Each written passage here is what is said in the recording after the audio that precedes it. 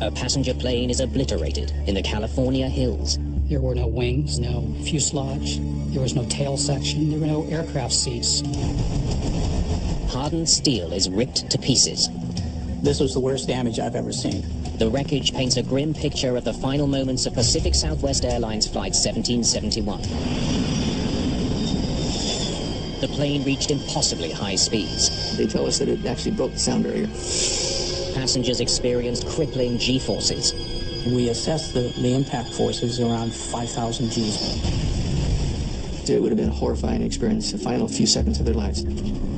Whatever brought down Flight 1771, investigators are certain of one thing. It was not an accident.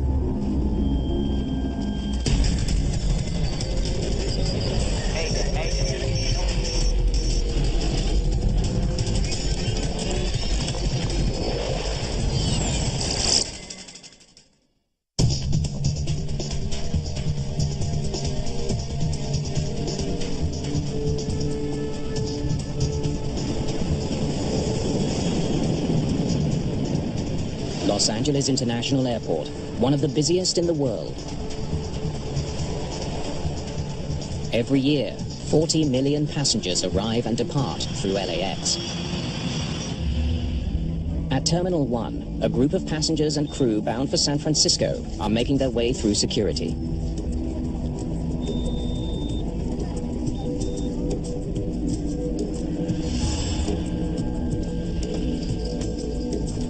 A short while later, they board Pacific Southwest Airlines Flight 1771.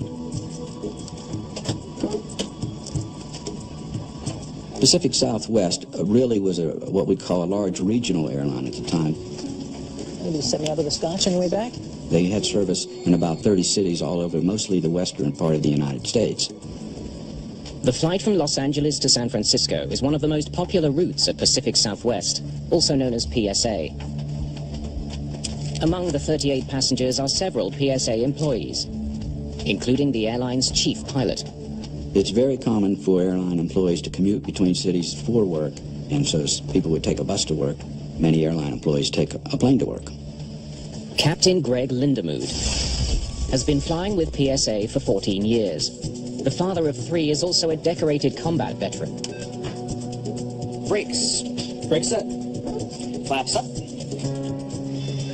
Spoilers retract. First Officer James Nunn only joined the airline the previous spring. He's also logged thousands of hours in the cockpit. Thrust levers.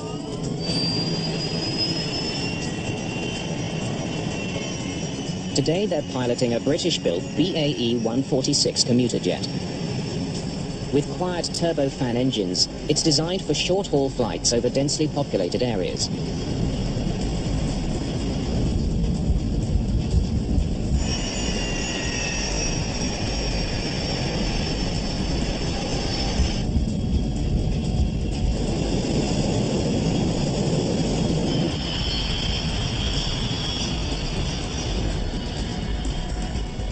The flight to San Francisco will take just over an hour. So do you know what you're getting, boys, for Christmas? Well, it's going to be Nintendo, and with what it costs, I think they can both share it. Anything to drink, guys? I'm fine with this. Okay, just holler if you change your mind. Flight 1771 is cruising at 22,000 feet above the California countryside.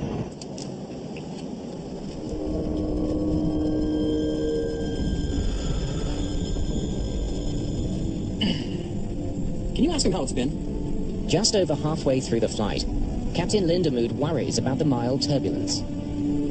Center, PSA 1771. Any reports on the ride ahead? We've had a little continuous light shock. PSA, this is Rocky Mountain Center. It's not too bad. My God, that was a gun. Yeah. The crew now has a much bigger problem on its hands. Squawk 77, Squawk 77. We've had a gun fired on board the aircraft. You want to go to Monterey? Could you make it, sir? Moments later, Flight 1771 falls into a steep dive. Witnesses caught a brief glimpse of the aircraft as it was plummeting down from the sky. It was going at a high rate of speed. Looked like a dart just diving to the ground.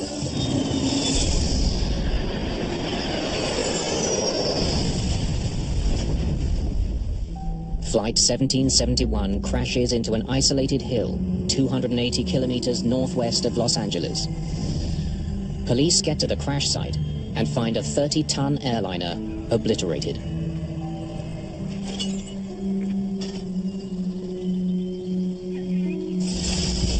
There were no wings, there were no fuselage, there was no tail section, there were no aircraft seats, there was just papers everywhere.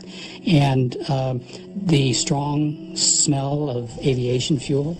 It doesn't take long for Sheriff Steve Bolts to reach a grim conclusion. No one has survived the crash. We're making a frantic search throughout this remote cow pasture looking for survivors, and we can't even find deceased human beings, much less human beings that had survived. Most catastrophic aircraft accidents happen on takeoff or landing. A shallow impact angle can sometimes leave large sections of the plane intact, giving passengers and crew a chance at survival. The 43 people aboard Flight 1771 had no chance at all. This is one of the worst air disasters in California history. Come on up here, guys. The day after the crash, investigators from both the National Transportation Safety Board and the FBI are on the scene. You ever seen anything like this? It's gonna be a long day, guys. We knew that gunshots had been heard by the air traffic controllers. Squad 77, we've had a gun fired on board the aircraft. If the reports of gunshots were accurate, then I realized immediately that we had crime aboard an aircraft, for which the FBI had primary jurisdiction. But the reports may not be accurate. The pilots and controllers may have been mistaken. Even though speculation about the gunman's identity is widespread, it's up to the NTSB to determine exactly what happened on Flight 1771. One of the things you have to avoid in accident investigation is preconceived notions. For example, most of us never turn on the radio, never watch television on the way to the scene, because even though you might not consciously be aware of it, you can get front-loaded with information, and when you get there, you may subconsciously start looking for things to substantiate that background. So you try to arrive on scene with a totally objective view of what's going on. While NTSB investigators try to determine the cause of the crash, law enforcement agents have questions of their own. And it's establishing who had motive, establishing who had access, establishing who was the intended victim. Right there. There should be somewhere right in there. The FBI is searching for evidence of a crime. The NTSB for clues about the crash. If they can recover the black boxes, they may find both. With the total destruction of the aircraft, I mean, you had limited amounts of information that you could gather from the wreckage. At this point, the most important thing is to get the cockpit voice recorder and get away from the speculation and see what the cockpit voice recorder tells us factually. The flight recorders tell the tale of what happens to the aircraft. They're very important in reconstructing the events that brought the airplane down. The impact comes in this way. Right to the tail. It should be somewhere in here.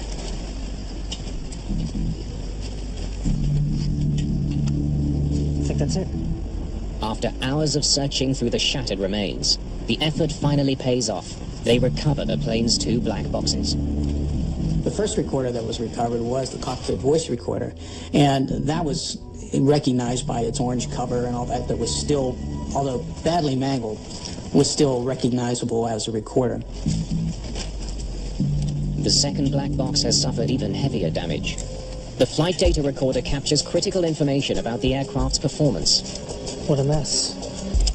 What a mess. It had been so badly mangled, it wasn't recognizable as a flight data recorder. Both recorders will be sent to the NTSB laboratory in Washington. It is far from certain whether the data they hold can be successfully retrieved. Without it, investigators may never know what happened on Flight 1771. That's about the first thing you do when you get on scene, find the cockpit voice recorder. You can't overemphasize how important that was in this case, because we had no airframe left to work with. We really had no wreckage in the normal sense of the word. At the NTSB laboratory in Washington, Dennis Grossi examines Flight 1771's badly damaged cockpit voice recorder. The case itself was basically crushed. It was bent in like somebody grabbed it and pushed it together like that. And this is hardened steel, and we assessed the impact forces around 5,000 Gs just based on the deformation of the crash enclosure. The recorder, the aircraft, and everyone on board suffered an impact force 5,000 times the force of gravity. The world's best fighter pilots can handle a sustained force of 9 Gs. In a crash, the human body can sometimes survive 100 Gs for a split second. A force 50 times as strong is difficult to comprehend. Dennis Grossi knows the immense impact may have ruined any chance of hearing the last words from the cockpit of Flight 1771.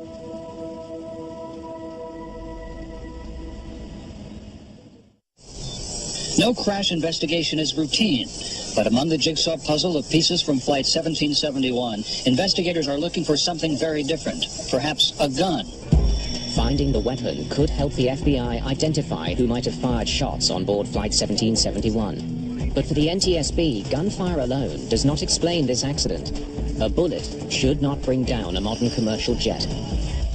There's a lot of misconception about decompression and about whether or not for example, a single shot could bring down an aircraft. And if it's simply a shot through the fuselage of the aircraft, the answer would be no. It takes a much larger hole in the fuselage for there to be an explosive decompression. The kind of hole that led to one of the deadliest air disasters of all time. In 1974, a faulty cargo door blew off Turkish Airlines Flight 981. The decompression caused the cabin floor to collapse, severing the flight control cables. The crash killed all 346 people on board. The aircraft would normally not come down just from a bullet hole with no other implications. It just wouldn't be enough to cause an explosive decompression, which is what you almost have to bring the aircraft down. If a gunshot didn't bring the plane down, then investigators need to find out what did. At the NTSB lab in Washington, work to recover Flight 1771's cockpit voice recording has produced a surprising result. Despite suffering huge impact forces, the audio tape is still intact. All right, let's give it a listen. The first 28 minutes of the tape reveal a routine flight. It's gonna be Nintendo. The crew was trying to find out when the turbulence they had been flying through would end. Can you ask him how it's been? Center, PSA 1771. Any reports on the ride ahead? We've had a little continuous light chop. PSA, this is Rocky Mountain Center. It's not too bad.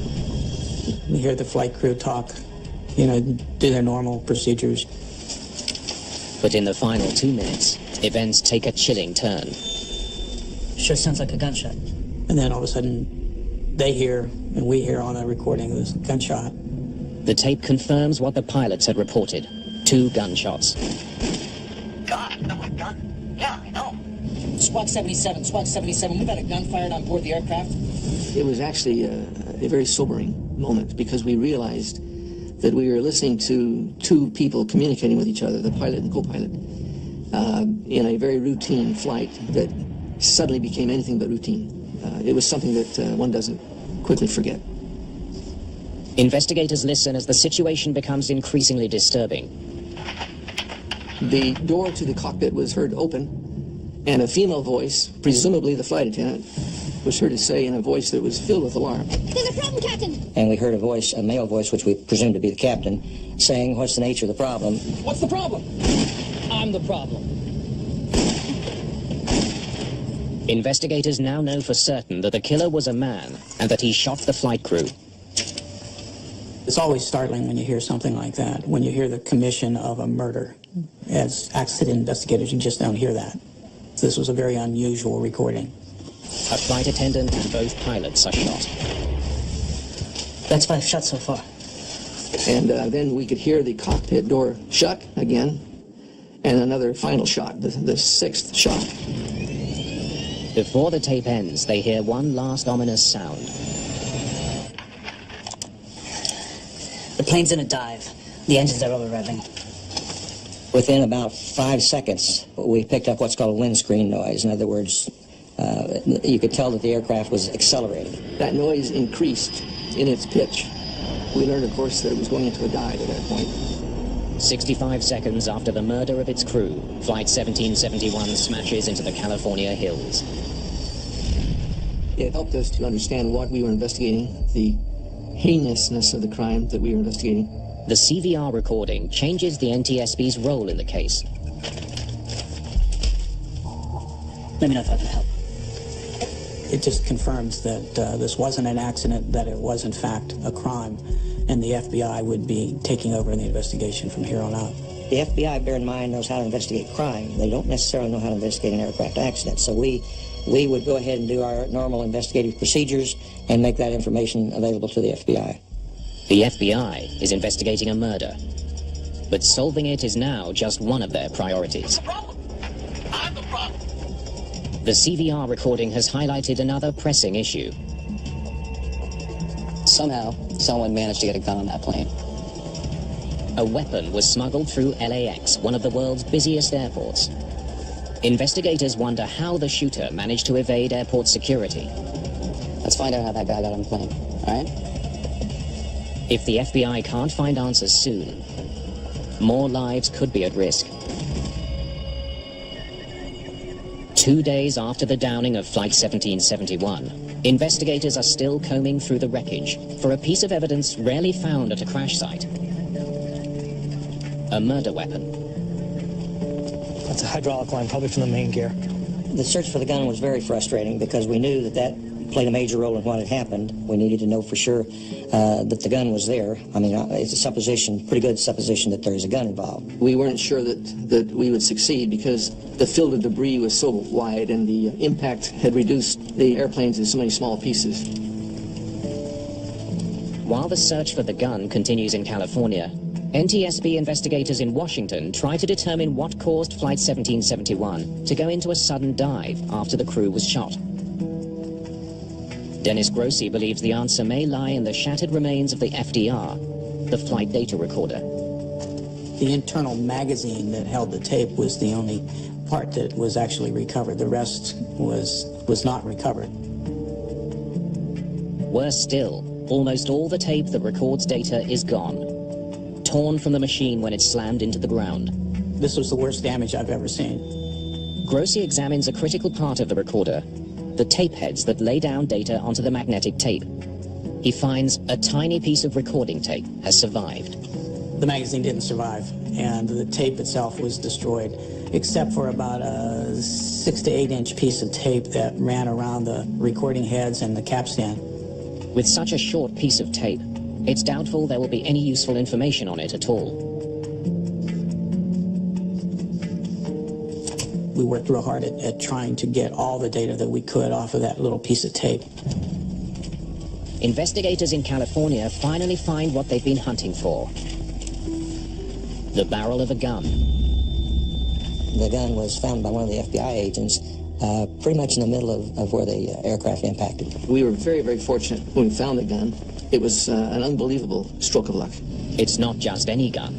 It's a .44 caliber Magnum. A .44 Magnum was considered the most powerful handgun that you can have. But the barrel alone isn't enough. They need the rest of the weapon.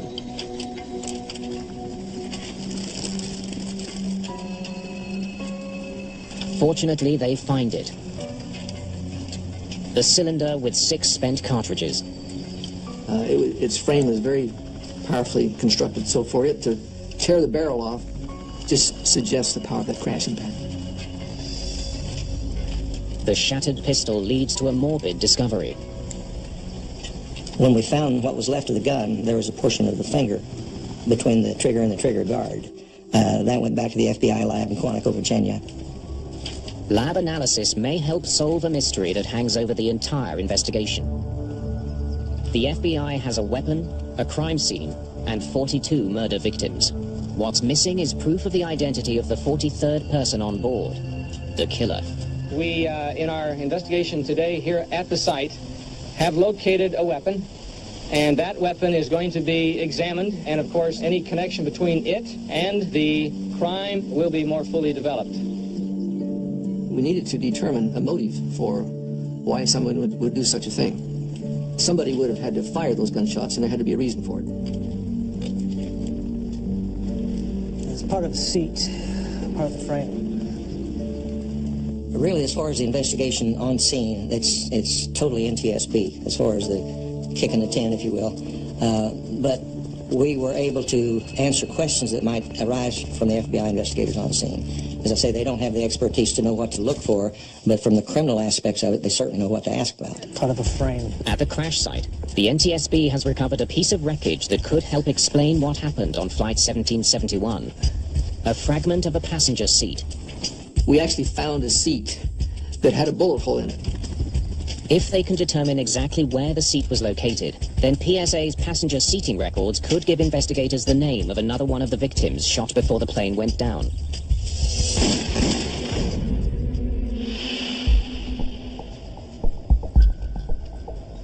Dennis Grossi has done all he can to salvage data from the small fragment of tape recovered from the flight data recorder. I was able to decode that little strip of tape, and I got the last seconds. It does contain data, but only 6 seconds worth. Investigators learned that in its final moments, the aircraft was operating normally, with no mechanical problems, except for one thing. Someone had pushed the control column forward, forcing the plane into a steep dive. The aircraft accelerated to the speed of sound. Went in from 22,000 feet with cruise power on all 4 engines. Investigators now understand why only very small pieces of wreckage were found at the crash site. When the aircraft hit at such a high speed, it impacted and basically compressed the Earth, and then it released and it blew everything back out of the hole. The heavy impact propelled some debris straight back into the air before it could be singed by the explosion. All the light material, all of the paper on the aircraft, any of the insulation material on the aircraft, all that light stuff got blown up into the air, and then the wind carried it for, I believe, miles. The fact that the plane was forced into a dive explains why PSA 1771 crashed so quickly. It also adds even greater urgency to the FBI investigation. Since it was almost certainly the killer's hand on the controls, this is now the worst mass murder in California history. But investigators still don't have enough evidence to be certain who the killer was, nor who he was trying to kill. Was it the work of a madman who wanted to commit mass murder? Or did the killer target one particular passenger and coldly sacrifice everyone else on board?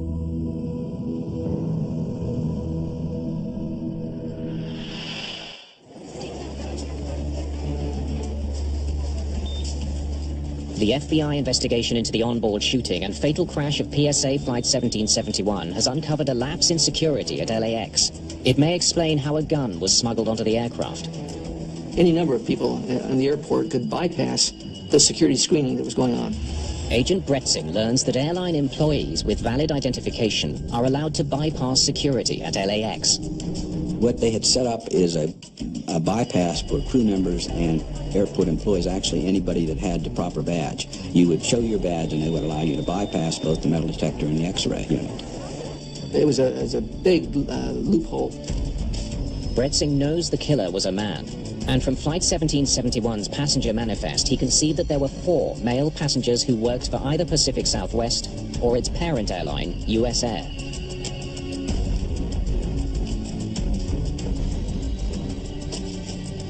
It's one of these guys.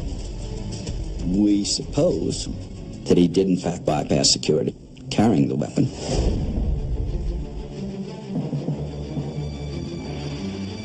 Investigators need to prove conclusively who smuggled the gun on board. At the FBI laboratory, forensic specialists analyze the piece of skin found in the trigger guard. A technician is able to get a fingerprint from the skin fragment. In search of a match, He compares the print to those on file for the 4 male passengers who could have bypassed security.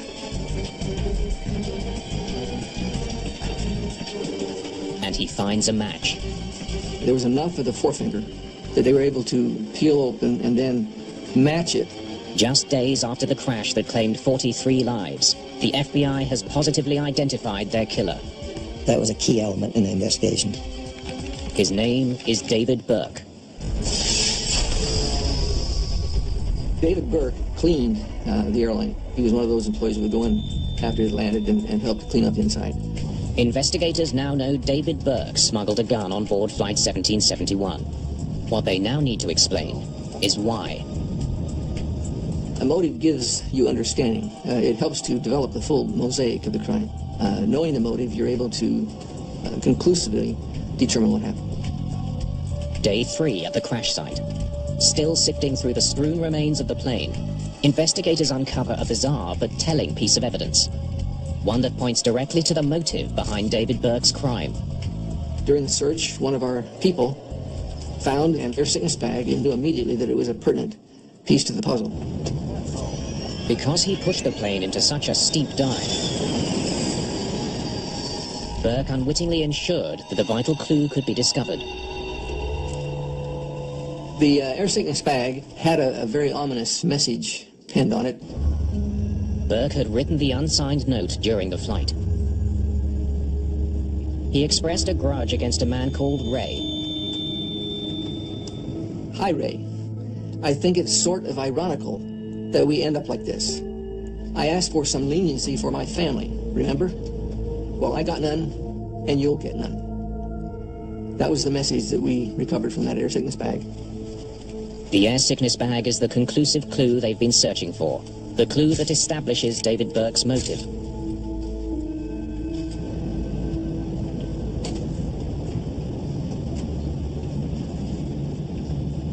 The Ray in the note is identified as Airlines station manager Ray Thompson.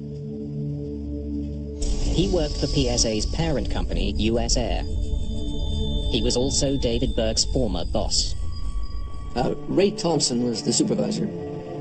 By now, Brett Singh has also learned that Burke had a troubled history, both with the company and with the law. Burke had worked for U.S. Air for 14 years, most of them at the airport in Rochester, New York. There was allegations of criminal activity when he was back in Rochester. Burke was someone they had watched carefully for narcotic trafficking and larceny. Allegations that Burke smuggled cocaine on commercial flights were never proven. Well, basically, he just apparently stayed one step ahead of us. But the bottom line is that he was in charge. He moved to the West Coast, presumably to kind of get away from the heat, if you would. But 3 weeks before the crash, Burke ran into more trouble.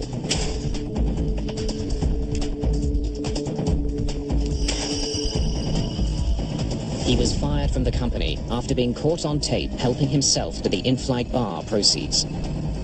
He had stolen some money from the fund that the flight attendants use when they're making change, and he had stolen what amounted to $69. And this was the straw that broke the camel's back. 3 weeks after being fired, Burke was given an opportunity to appeal. Mr. Burke had been terminated several weeks prior to the flight. Thanks for coming in, David. He then came back for an appeal hearing on the day of the flight. I reviewed your file. He was terminated by Ray Thompson. Your appeal, it's been denied. Under intense financial pressure, Burke was near the end of his rope. Why you gotta be such a jerk?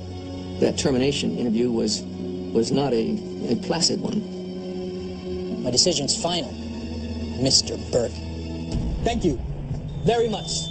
As he left Thompson's office, Burke made a remark that hinted at plans for revenge. The secretary had said, David, I hope you have a nice day.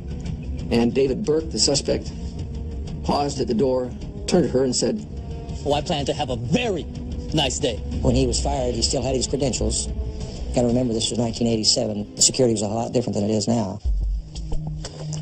You got there? Investigators now know that in the days leading up to the crash, David Burke went from a grieved ex-employee to a man coldly planning murder. Now they need to find out all they can about his movements on the day of the crash. What can you tell me about David Burke? After his meeting with Thompson, he went to his locker, possibly to get the gun. But he went to his locker the day of that flight, prior to the flight. Whether he retrieved his gun from the locker or not, we are not sure. Instead of returning to the office, Burke decided to buy a ticket for Flight 1771, a flight he knew Ray Thompson would be on. Ray Thompson lived in San Francisco, and he flew regularly on that flight to return to San Francisco at the end of the day. It was common knowledge among the employees that Ray Thompson would be on that flight. Why Burke opted to kill so many others along with his former boss is a question that defies rational explanations. The average person certainly would not act with the rage and the vengeance that had to consume David Burke prior to this act. One can only imagine that there must have been something else wrong with David Burke. He just decided to take it out as an act of revenge against the company. I don't know that there's any other motivation we can come up with. It's clear Burke's attack on Flight 1771 was meticulously planned. But exactly how events unfolded once his rampage began is still uncertain.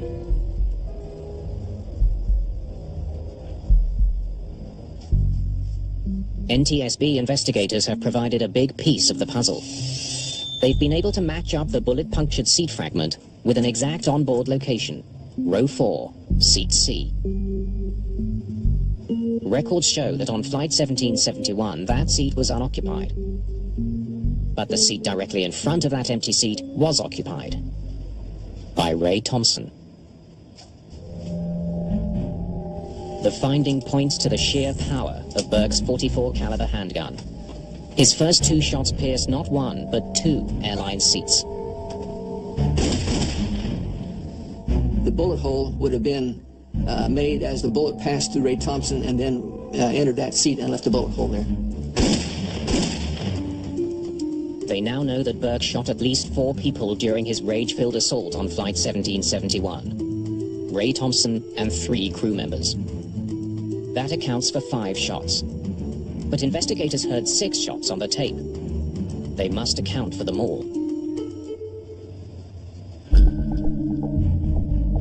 The gunshot sounds were picked up by a microphone in the cockpit. By comparing the sound pattern of each shot, investigators can determine if they were fired in the cockpit or the passenger cabin. The shots that were fired in the plane, not in the cockpit, but in the plane, were distinct but muffled. Other shots were louder and clearer, indicating they were fired closer to the CVR microphone. The shots that were fired in the cockpit were very loud. We had 3 shots that were fired outside the cockpit and 3 shots that were fired inside the cockpit. Investigators don't know who was shot with the final bullet, just that it was fired in the cabin. It's enough for them to finally piece together a picture of the horrific final moments on board PSA 1771.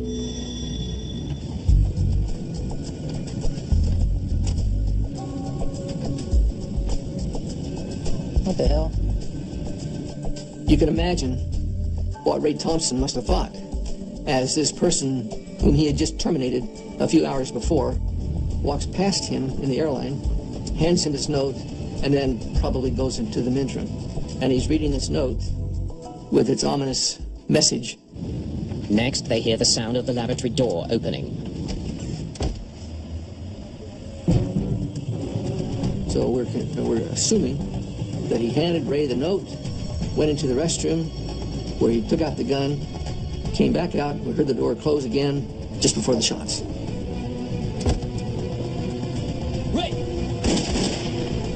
Ray Thompson probably has the most merciful of all the deaths on that plane. In less than a minute, a routine flight has become a nightmare. There's a problem, Captain. It's a problem. He was very careful. He had done the planning thus far fairly well, and we believe he followed through with that plan. I have a problem.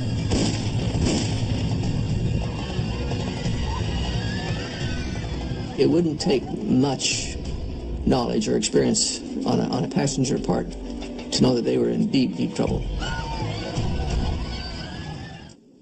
There's a problem, Captain! After shooting his former boss, 3 crew members. David Burke pushed Flight 1771 into a dive and left the cockpit. The airline's chief pilot was now the only person on board who could pull the plane out of the dive. An off-duty pilot may have been moving himself forward to try to render whatever assistance he could once he realized something drastic was happening. What the hell are you doing? You gotta let me in there. Don't do this. Come on. But Burke had 1 bullet What left. the hell are you doing? That may have accounted for the 6th shot. There are some who speculate that David Burke was taking his own life. The evidence suggests otherwise. Had David Burke been taking his own life, the gun would have fallen from his hand after he had shot himself. But since a fragment of Burke's fingertip was recovered from the trigger guard, Bretzing reasons that the killer was alive, holding onto the gun until the very moment of impact.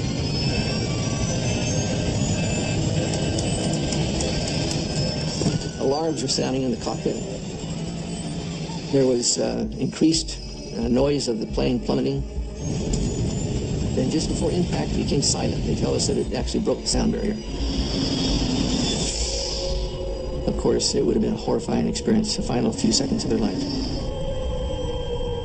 One man's rage meant 2 minutes of pure terror for 42 people.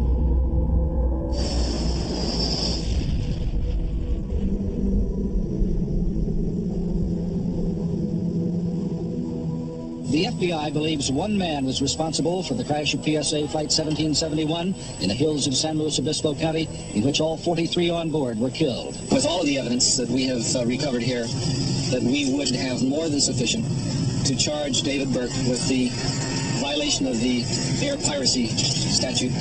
The unprecedented crime is solved. But aviation authorities are left with a troubling question. Could it happen again? The tragedy of Flight 1771 provoked action from the Federal Aviation Administration. The body that regulates the airline industry took urgent measures to tighten security. The FAA came out and canceled the bypass authority, so therefore air crews and employees would have to go through the normal screening as any passenger would. Now it's required that any employee that leaves an airline, whether they've been fired or quit or retired or whatever, must turn their credentials in immediately. Getting on an aircraft with a gun now, I won't say that it's impossible, but it's next to impossible. But the new measures would not prevent the world's deadliest hijacking incident. The 9/11 attacks would usher in sweeping new airline security procedures. After 9/11, several security gaps were certainly plugged. There are now federal air marshals on board many domestic U.S. flights. These are armed officers that are on flights in plain clothes. Cockpit doors have been reinforced with Kevlar, and they stay locked throughout all flights. The doors are built so that they're very hard to get through. They're ballistically sound. If David Burke was on a plane today, when he got to the cockpit, he couldn't have gotten in with the weapon he had, so he would have been able to still injure or kill people in the back, but he could not have brought the plane down. Finally, many domestic airline pilots are now allowed to carry firearms. All of these measures have made flying safer, but nothing can completely eliminate the risk of another David Burke. Well, in my view, aviation security has been heightened tremendously. But we still have a ways to go, and aviation will always be a target.